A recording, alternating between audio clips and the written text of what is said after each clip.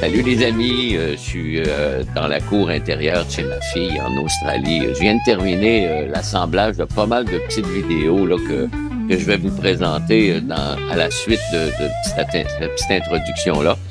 Alors, quand j'ai quitté la France à la fin du mois d'août, j'ai décidé de m'en venir en Australie en saut de puce. Alors, j'ai fait Oman, le Laos, le Vietnam, la Thaïlande un peu, et Singapour avant d'arriver ici à Adélaïde. Alors, à la suite de ma petite introduction, vous pouvez voir à la suite les unes des autres mes petites vidéos que j'ai réalisées. Là. Des fois, c'est des no comment, là, c'est-à-dire sans commentaire de l'ambiance. D'autres fois, c'est un peu plus le style reportage. Hein. C'est un peu ça mon métier. Et puis voilà. Alors, amusez-vous bien. J'espère que ça vous fera découvrir et vous donnera peut-être l'envie aussi de voyager. C'est vraiment le fun.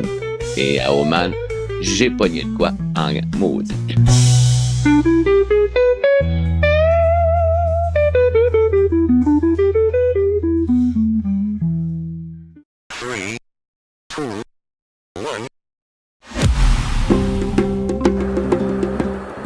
Je commence ce voyage par le sultanat d'Oman, et oui, un pays musulman. Je quitte Armel qui me dépose à l'aéroport, mais mon vol pour Mascate est retardé de 15 heures, donc séjour forcé à l'hôtel de Roissy. Le ton est donné, les surprises feront partie de ce voyage-là. Quand j'arrive enfin à 3 heures du matin, bang, une chaleur humide me frappe comme un mur. J'erre donc dans cette ville étrange en pleine nuit et tombe sur un Tim Hortons. Depuis la mosquée Mohamed Al-Amen, aux ruelles de Mutra, des pêcheurs de Mascate aux paysages lunaires du désert, je découvre un pays fascinant, où chaque détour me ramène à une nouvelle rencontre, comme un âne sympathique, un gamin capitaine ou un pharmacien rabatteur. Je me baigne allègrement dans le Bima Sinol. J'explore le canyon du Wadi Shab sous 40 degrés.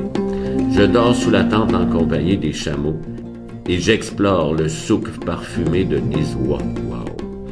Oman, c'est la chaleur, humaine et climatique, la beauté du désert et la foi omniprésente. Une parenthèse intense entre la France et le Laos, une semaine à la fois dépaysante et surtout inoubliable.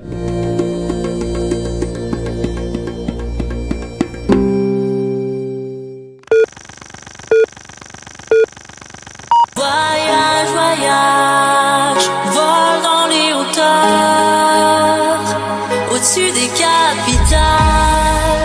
Jeudi 28 août. C'est le jour de mon départ pour la portion aventure de mon voyage. C'est mon ami Armel qui m'amène en début de soirée à l'aéroport Charles de Gaulle. La séparation est émouvante. Mon vol pour Mascate est prévu à minuit 30. Mais le voyage commence mal. L'avion est en panne, on nous annonce plus de 24 heures de retard. On nous loge à l'hôtel, près de l'aéroport. Le lendemain matin, coup de théâtre, la réception m'annonce que le départ a été devancé à 15 heures et que le groupe est déjà parti de l'hôtel. Je saute donc dans un taxi, vite au terminal de l'aéroport.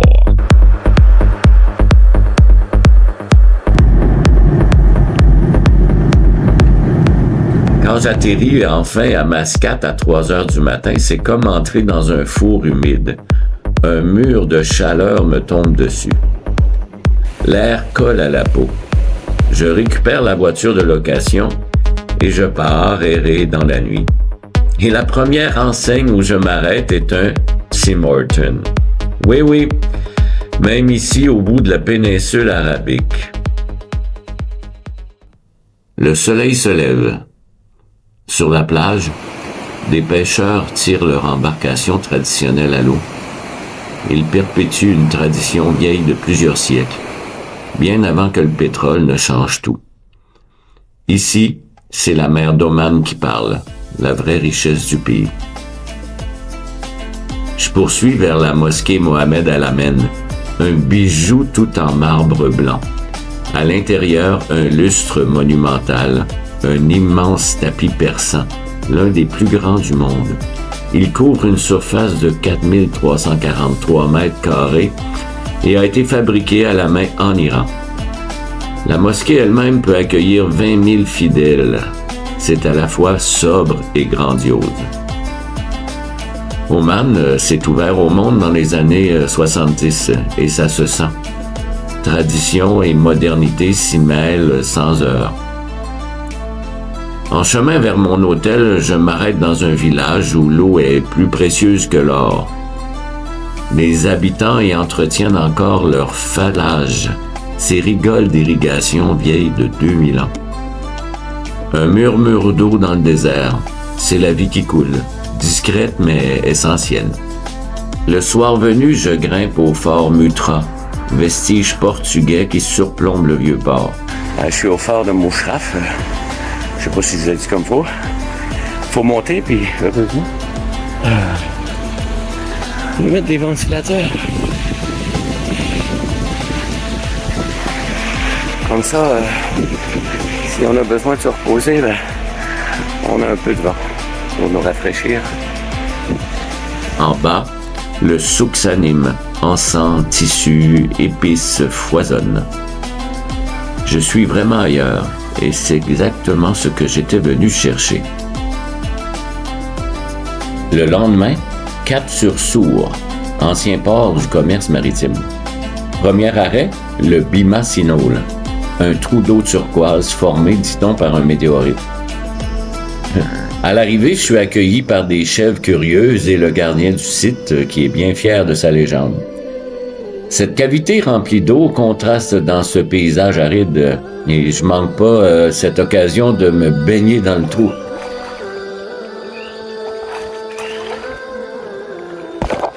Il y a plein de petits poissons qui me grappillent les pieds. L'escale dure 1 heure à peine. J'ai rendez-vous avec le Wadi Shab à une 50aine de kilomètres.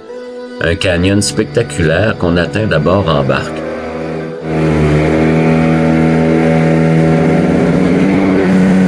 Le sentier serpente les roches brûlantes et les bassins d'eau douce. Sous 40 degrés, chaque pas rapproche d'une grotte cachée d'où jaillit une cascade. C'est beau, éprouvant, presque mystique. Voilà.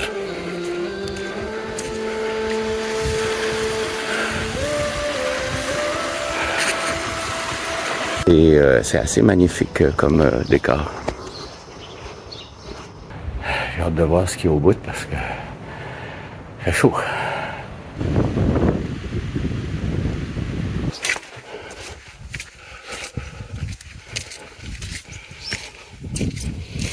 Oh.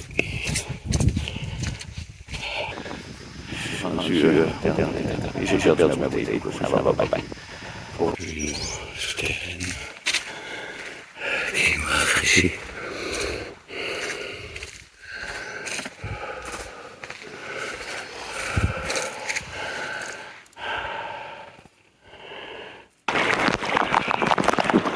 On va retourner là.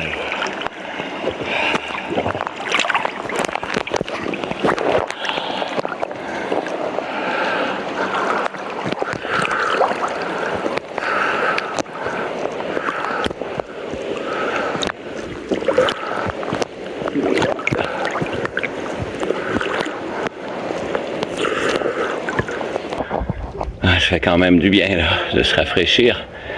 Surtout qu'il faut que je retombe, je redescende en bas. Il disait 40 minutes, hein, mais finalement ça va pris 1h30 parce qu'on monte, on veut faire tous les bassins. Et ça vaut vraiment le détour parce que celui-ci il est vraiment extraordinaire. Il se fait même en bateau, je crois. Alors, grand bassin. Voilà. Pour arriver ici, c'est vraiment, je suis allé au bout. C'est un espace très étroit où il faut passer. Je suis arrivé, mais on n'a pas pied à nulle part. Alors, on va s'accrocher sur la paroi où on peut. Quand on peut, je l'ai fait. Je sors de là exténué. Je mange dans un petit resto de Tiwi, le village à côté. Après ce succulent repas, je file sur Sour. Le soir, je découvre la vie nocturne. L'alcool se consomme discrètement. C'est donc derrière cette porte au 2e étage que je pourrais prendre une coupe de bière dans une ambiance qui fait un peu taverne des années 60. C'est avec stupeur que je mange ensuite une version omanaise de la poutine. On n'a pas inventé la poutine, ça existe déjà à Oman. Ça, en dessous de ça, il y a des patates. Le lendemain matin, je déniche un café-librairie, le Fénuc Café, où l'on sert un gâteau aux carottes et un expresso parfait. Par la suite, je découvre les fameux dhows, ces bateaux de bois taillés pour l'océan Indien. Autrefois, ils reliaient Oman à Zanzibar et à l'Afrique de l'Est. Dans le chantier-musée, les artisans réparent encore ces navires à la main. L'odeur du bois, les coups de marteau, c'est tout un savoir-faire qui respire encore.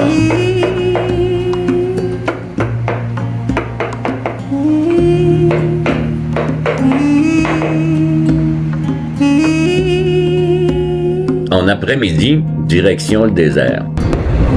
Autoroute à 3 voies, il fait d'une chaleur extrême dehors, 37, je viens de sortir faire un petit pipi. Bon, je devrais peut-être pas dire ça.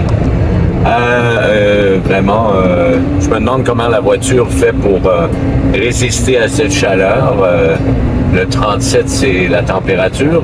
Le ressenti est à 42, 43, 44. Alors, je m'en vais. J'ai encore 65 km à faire sur cette route-là jusqu'à mon point de rencontre qui va m'amener dans le désert pour une nuit.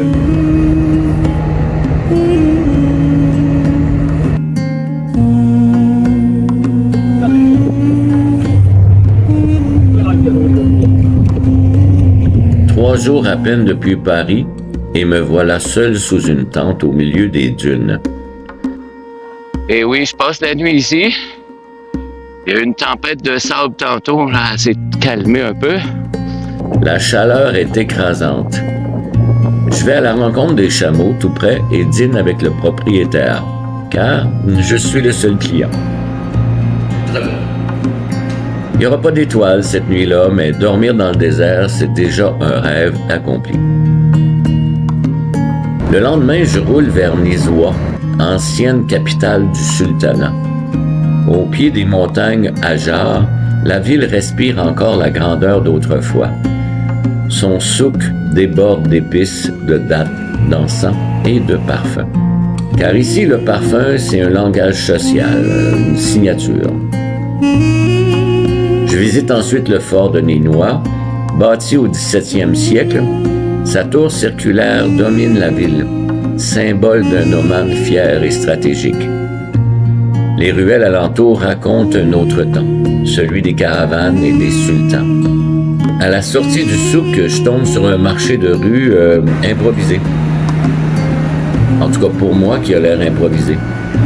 Je goûte un plat local entouré de rires bienveillants. Un Égyptien, Mustapha, m'invite à sa table. Pharmacien le jour, rabatteur dans ce restaurant le soir. Déjà, le séjour Oman tire à sa fin. Je retourne vers Mascate et vais marcher sur la plage de Seb. Une jeune femme voilée avec son père me lance un regard curieux et troublant.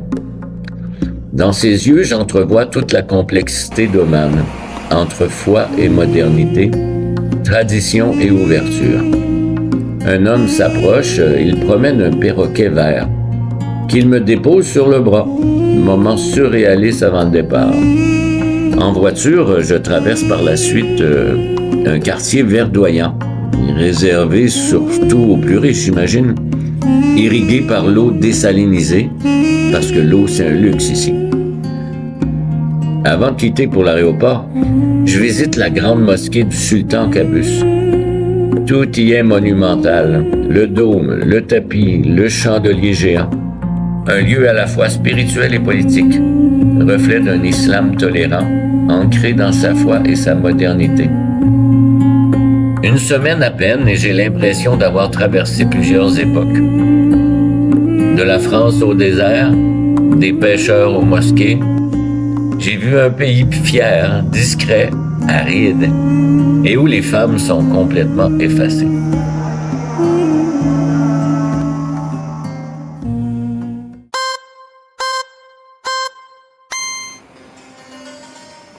Ben, me voilà à Amman, un lever de soleil, parce que je suis arrivé en pleine nuit à l'aéroport de Amman. Le vol avait été annulé, retardé, décalé surtout. Pour partir à 17 heures hier de Paris et d'arriver ici à 2 heures du matin. Alors, qu'est-ce que je fais en attendant? Je me balade avec la voiture que j'ai louée. Et puis, à la recherche d'un coin paisible original. Et puis, je trouve cette petite plage avec ses bateaux de pêcheurs. C'était vraiment mignon de voir ces jeunes Omanais en train de préparer leur embarcation, les pousser dans l'eau pour pouvoir aller gagner leur croûte finalement. C'était vraiment cute.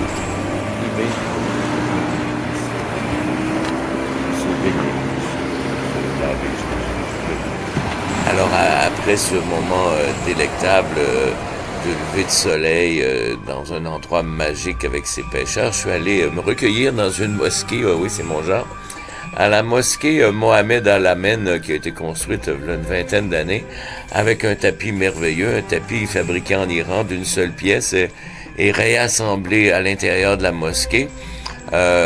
C'était tranquille quand on est allé à la mosquée, mais ça m'a permis quand même de voir la richesse de ce lieu et l'importance que l'islam a aux yeux des gens ici. Il y a des mosquées partout et puis bien sûr lors de la prière, on l'entend dans la rue, la prière musulmane. Alors c'est leur façon d'être. Alors par la suite j'ai été un peu au hasard de Google Maps à pas une oasis mais une source qui m'a permis de voir à quel point l'eau est précieuse dans un climat aride comme celui-ci, et même si c'est très humide, de voir comment on gère l'eau finalement sur place, et une petite découverte un peu spéciale. C'est aride là ici, là. Mais il y a de l'eau, et heureusement il y a de l'eau. Mais ce qui est un peu étrange, ce que je viens de découvrir, c'est un endroit privé pour que les hommes puissent se baigner, puissent se laver, j'imagine. Je vais vous montrer ça.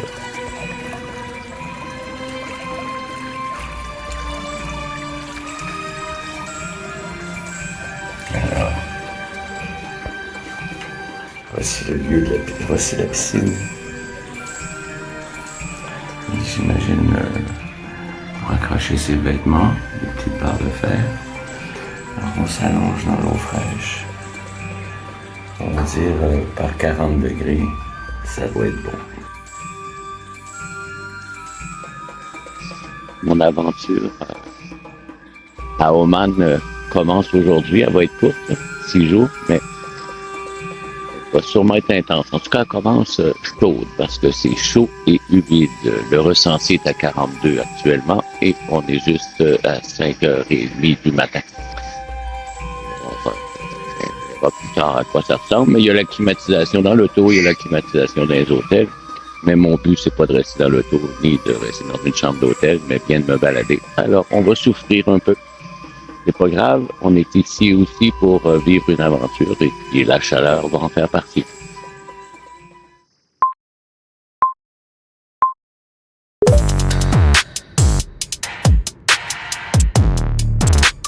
Un arrêt obligatoire quand on va de Markat à Sur est bien entendu le Sinkhole Park. Cette espèce de cratère dans lequel il y a un lac. Suivez-moi, je vais vous montrer. Alors, c'est un parc assez joli. Il y a de la végétation, on voit un système d'arrosage bout à bout. Là, on m'a invité à aller me baigner. Il y a possibilité de faire une petite saucette, je vais en profiter. On m'a expliqué que c'était la saison sèche encore. Il y a 2 saisons ici, l'été qui est très chaud et puis après ça, il y a l'hiver. L'hiver qui a un peu de pluie, mais avec le réchauffement climatique, on m'expliquait que c'est de plus en plus rare. La région devient sèche et de plus en plus chaude. Voilà. Alors, on va voir on va découvrir un petit endroit spécial. Le 2e jour À Oman, voilà, je suis à la découverte, je m'en vais à Sur un peu plus tard. On va quitter Sarmat et puis il y a un passage obligé pour les touristes, bien entendu, en Susan. Il faut l'assumer. Qui est cette route-là.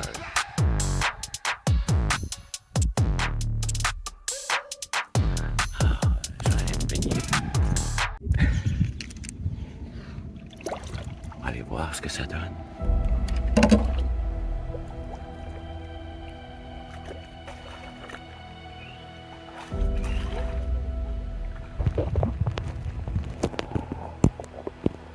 Voilà. L'expérience est vraiment originale. On peut faire au Man dans ce milieu super aride, désertique, trouver de l'eau et se baigner dedans autrement que dans la mer, parce qu'il y a toujours la mer qui est pas loin. Ouais. On profite. On a encore la forme et du temps. Ouais, c'est pas mal.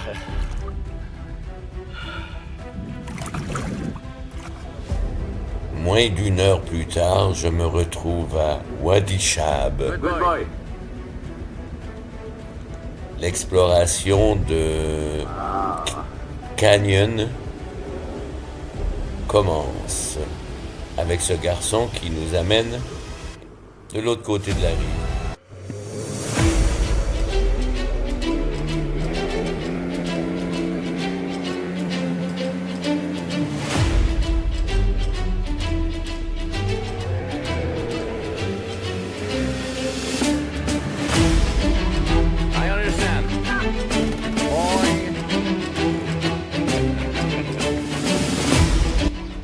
Là, je capote en maudit parce que là,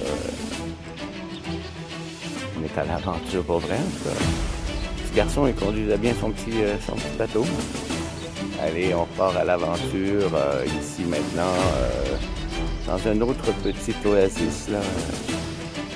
J'ai rencontré un groupe de Français, fait que probablement que on va avoir à jaser, en tout cas à aller voir. On les a vus déjà.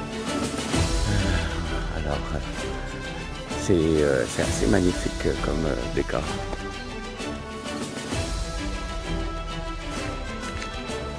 On marche un peu. J'espère pas trop longtemps. Je vais attendre la peine. Je suis pas mal certain que ça va être la peine. Il n'y a pas de doute ici pour rien.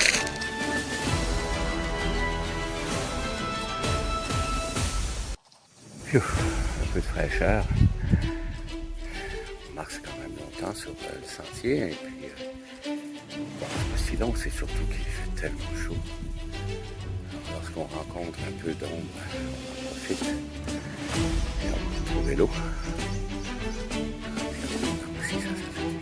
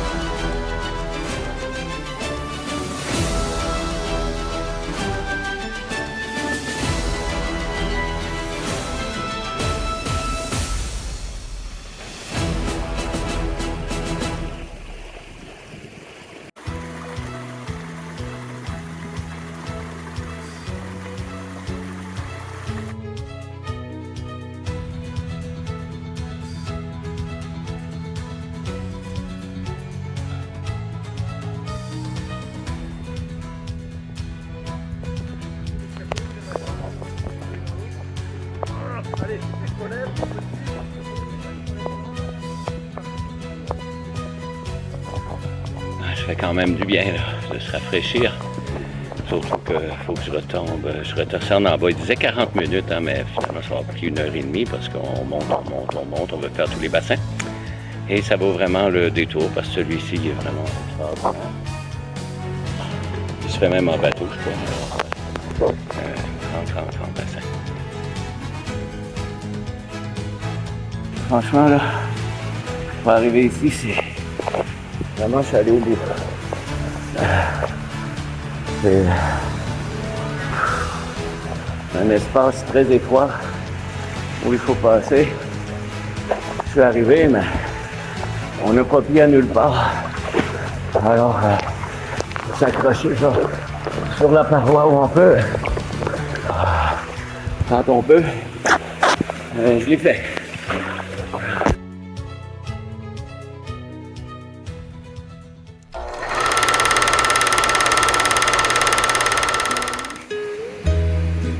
Me voilà revenu à Muscat, près de la mer, pour profiter des dernières heures que j'ai à passer à Woodman. Là, il fait quand même encore très très chaud en ville. Alors avant d'aller prendre ma chambre à l'hôtel et pour profiter de tous mes derniers instants, je vais venir m'amuser à l'océan un petit peu en espérant que ces vagues-là ne soient pas trop hostiles, mais j'ai pas l'intention d'aller mettre.